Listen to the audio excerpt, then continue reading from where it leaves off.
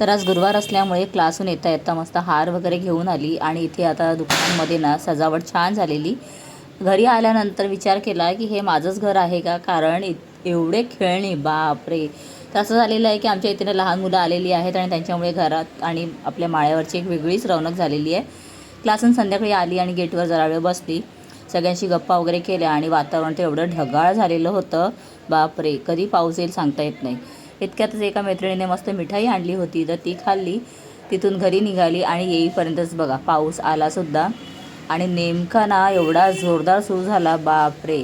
आणि आकाशामध्ये इथे मस्त एक ना एरोप्लेन चाललेलं होतं, उंचावर होतं आणि त्याचे लाईट्स एवढे सुपर वाटत होते ना पाहायला. आता व्हिडिओमध्ये काय एवढं क्लिअर नव्हतं, तर पाऊस चालू होता आणि मी घरी आल्या म्हटलं चला नाश्त्याला बनवूया.